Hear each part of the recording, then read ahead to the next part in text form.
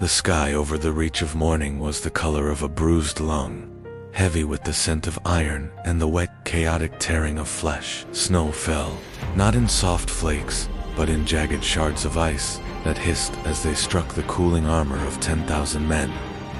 It was a carpet of the fallen, a mosaic of broken heraldry and shattered bone that stretched until the horizon bled into the gray mist. High above, the ravens circled in a black, oily cyclone. They dropped like stones to feast, their ebony beaks clattering against visors to get at the glazed eyes beneath. In the silence of the slaughter, a truth hummed in the wind. Not all who hear the seductive dark whispers of death are heroes. For some, the whisper is a call to duty. A flicker of violet light sparked in the gloom like the ghost of a memory. It was Coda, the great warden, rising from the crimson slush of his own defeat. His fur was no longer the warm brown of the forest, but the ashen gray of a guttering pyre.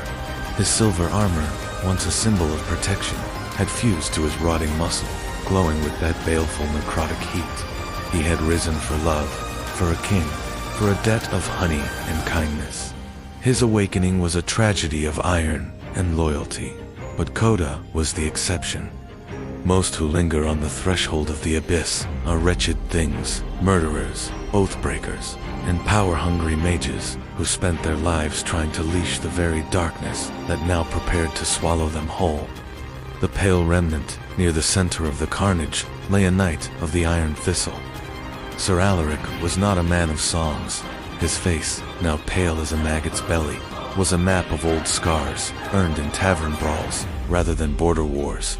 Blood had frozen in a dark crust around his lips, and his chest had been caved in by a mace, leaving his ribs like a broken birdcage. In life, Alaric was a shadow in the king's light. He had butchered surrendering peasants for sport and sold his blade to the highest bidder. His heart was a knot of black spite, and as his soul began to slip into the oily blackness of the beyond, he didn't seek peace. He sought a weapon. A shadow began to coagulate over him. It was not a cloud, but a tall, spectral figure of grinding gravestones and shifting smoke. It had no face, only a void where a heart should be. The voice that spoke did not offer the noble choice that had been given to the great bear. It did not ask if he wished to hunt for justice. Such a hollow vessel. The specter hissed, the sound vibrating through Alaric's cold marrow. You do not crave vengeance, little killer. You crave the crown of the grave. Do you wish to sleep in the dirt? Or do you wish to see the world crawl at your feet? Alaric's soul didn't flinch. It reached out. He didn't want revenge or justice. He wanted the throne of a god.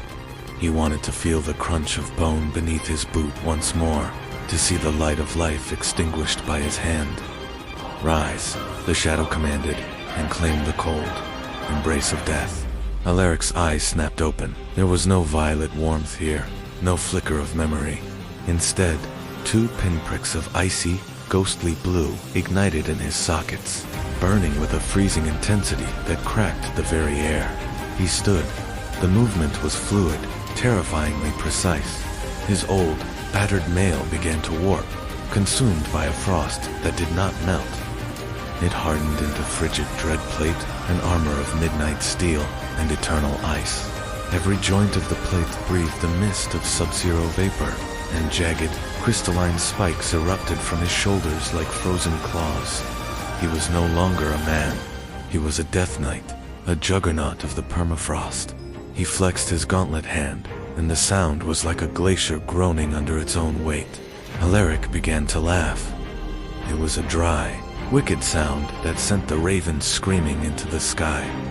He felt it the sheer, intoxicating weight of the void. In life, he was a slave to gold and lords. In death, he was the lord of the end. The hunger of the grave called to Alaric. The ground around his boots began to flash freeze in a widening circle. From his outstretched fingers, tendrils of shadow lashed out like necrotic whips, striking the corpses of the men he had once called brothers. The magic was different from the warden's. Coda's magic was a binding of duty. This was a plague of souls. The dead began to twitch. Their eyes did not glow with a steady flame, but with a dim, flickering blue fire, the sign of mindless hunger. They rose as ghouls, their skin sloughing off in wet ribbons, their teeth lengthening into serrated needles. They were puppets with no will, driven only by Alaric's desire to see the world go cold. "March," Alaric commanded, his voice a blizzard's howl. In the distance, nestled in a valley of pristine white, lay a small village.